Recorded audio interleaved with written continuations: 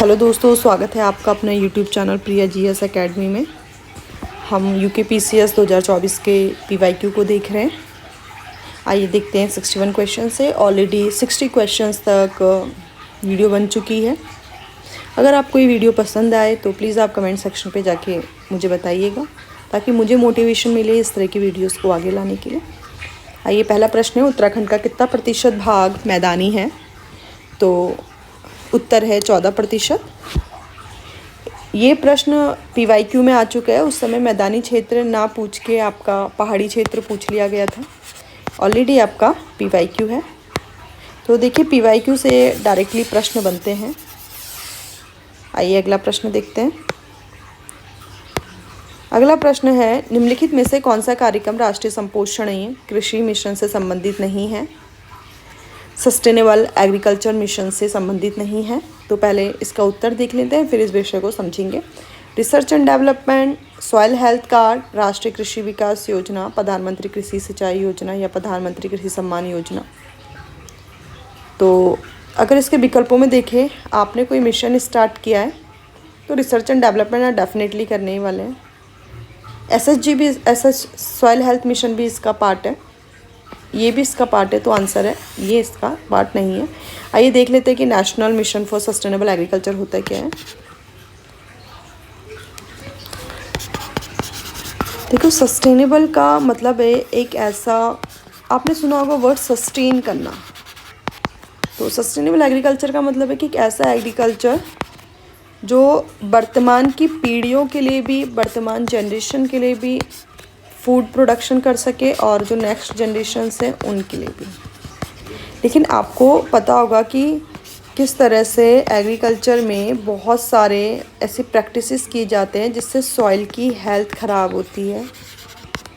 बहुत ज़्यादा water irrigation होता है जिससे जो वाटर लेवल होता है वो डाउन चले जाता है। तो इन सब को ध्यान में रखते हुए नेशनल मिशन लेकर आए सस्टेनेबल एग्रीकल्चर को। 2014-15 में स्टार्ट हुआ।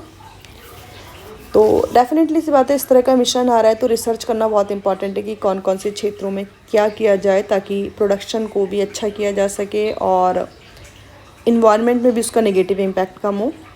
सॉइल हेल्थ कार्ड, मैंने आपको अभी बोला कि सॉइल हेल्थ को भी बेटर बनाए रखना है, तो सॉइल हेल्थ कार्ड भी होना चाहिए। सॉइल हेल्थ कार्ड का मतलब होता है आपका कि आपने क्या किया है, आपकी जो सॉइल है उसमें कितनी नमी है, कौन सा आपका पोषक तत्व कम है, कौन से फर्टिलाइज़र की आवश्यकता है, फास्फोट की आवश्यकता है या किस चीज़ की आवश्यकता है, वो सब एक हेल्थ कार्ड की से, सॉइल हेल्थ कार्ड से पता चल जाता है। जैसे व्यक्तियों के होता है, इंसानों का होता है हेल्थ कार्ड, वैसे ही सॉइल का भी होता है। 2015 में ये योजना आई है, राष्ट्रीय कृषि विकास योजना। इसमें भी कृषि को, विकास को बढ़ावा दिया गया है और 2007 में आई है, और ये सिंचाई योजना 2015 में आई है।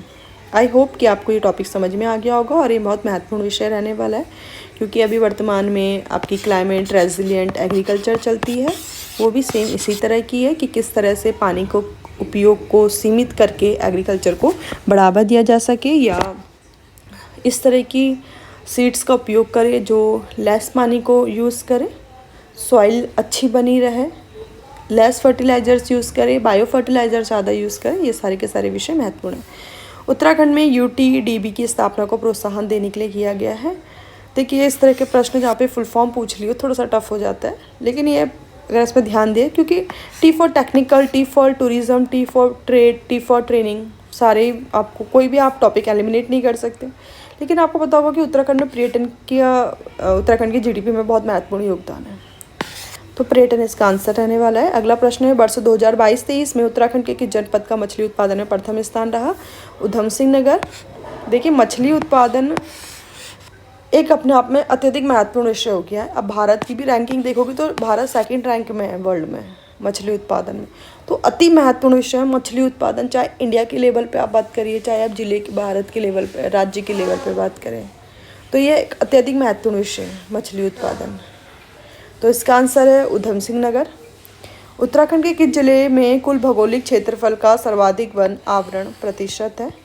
तो चंपावत। ये बहुत महत्वपूर्ण प्रश्न है, क्यों? इसने पूछा है एरिया और कभी कभी पूछ लेगा परसेंटेज, फॉरेस्ट परसेंटेज। तो एरिया तो है आपका चंपावत। ये कम से कम 3 डिस्ट्रिक्ट तो आपको याद होने चाहिए ऊपर से, मैक्स से, मतलब इंक्रीजिंग ऑर्डर और डिक्रीजिंग ऑर्डर एटलीस्ट 2 या 3 पता होने चाहिए, क्योंकि अब आयोग जिस तरह से प्रश्न बना रहा है तो एक विकल्प को या एक मैक्सिमम फॉरेस्ट वाले को याद करके काम नहीं चलेगा। अगला है, उत्तराखंड सरकार ने राजकोषीय उत्तरदायित्व बजट प्रबंधन अधिनियम कब पारित किया? तो उत्तर है 2005।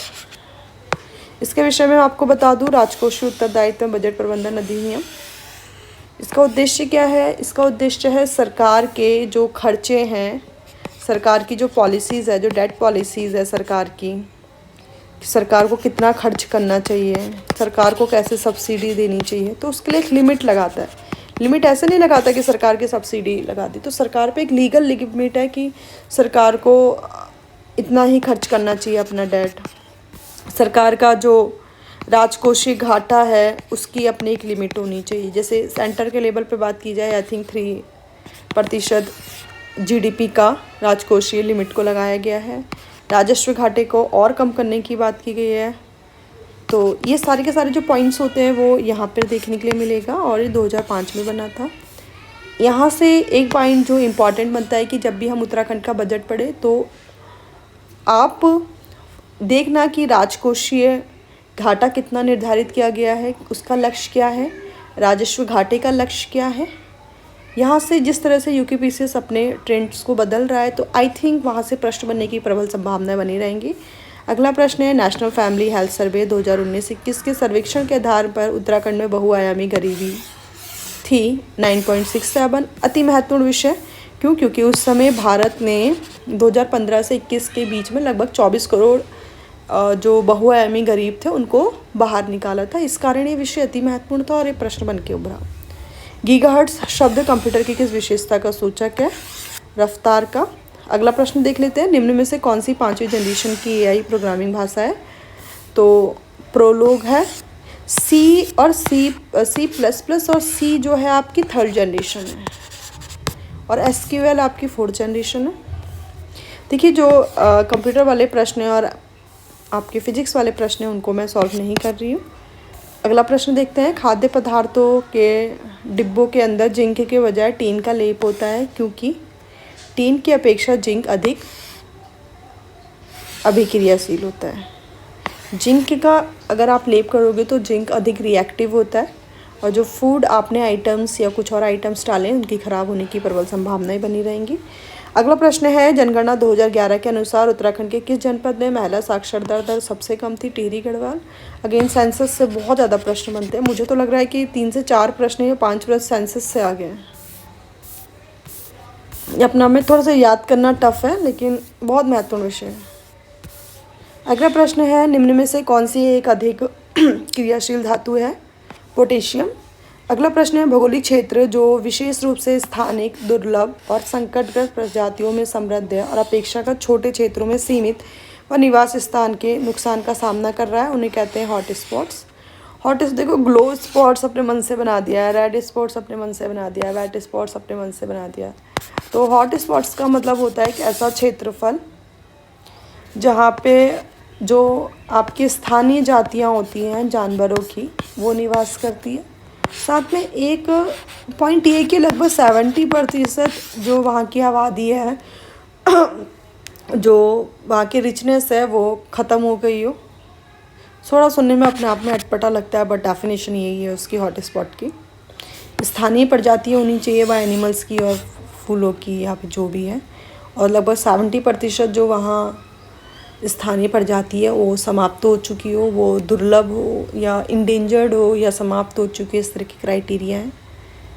और देखते हैं अगला प्रश्न, वे जीव जो 0 से 15 डिग्री सेल्सियस तापमान में सबसे अच्छी वृद्धि करते हैं वो साइक्रोफाइल्स कहलाते हैं। देखिए यहाँ पे हाइड्रोफाइल्स लिखा है, हाइड्रो मतलब जल, ये काट सकते हैं। मीज़ो मतलब एक मध्य टेम्परेचर की बात करें, इस तरह के इसको काट सकते हैं। थर्मो का मतलब है बहुत ज़्यादा टेम्परेचर, और थर्मोफाइल्स इस तरह के शब्द आपको जो ओशन में जब हम ऊपरी लेयर से नीचे लेयर में जाते हैं तो वहाँ पे ये शब्द देखने के लिए मिलते हैं, तो इसको भी काटा जा सकता है।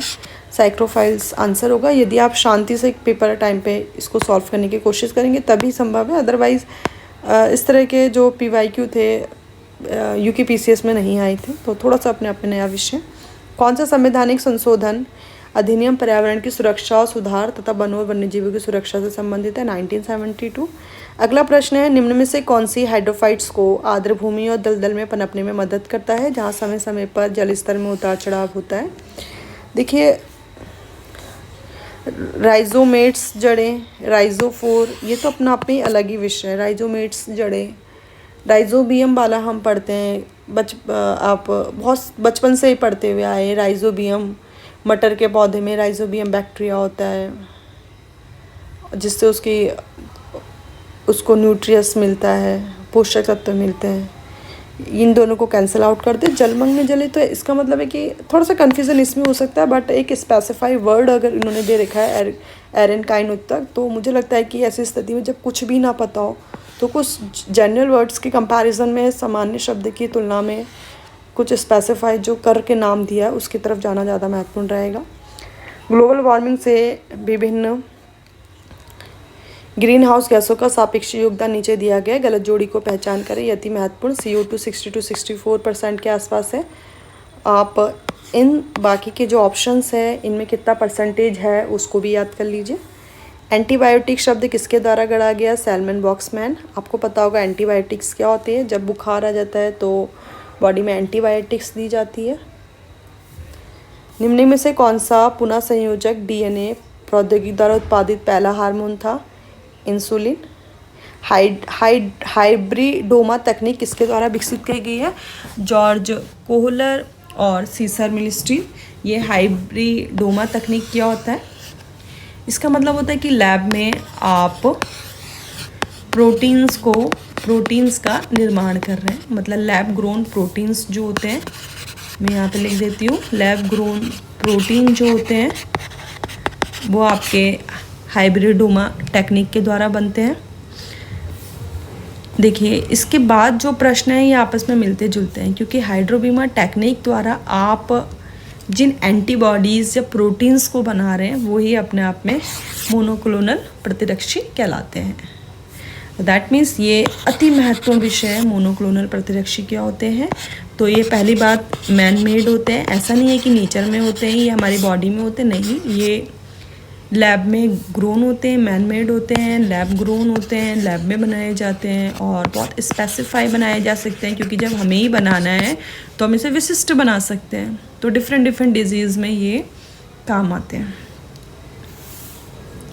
अगला प्रश्न है, निम्न में से कौन सा युग्म सुमेलित नहीं है? गोविंद वन्यजीव, केदारनाथ, फूलों की घाटी, अस्कोट। तो आंसर है केदारनाथ वन्यजीव अभ्यारण्य इसमें नहीं है, ये 1972 रहने वाला है।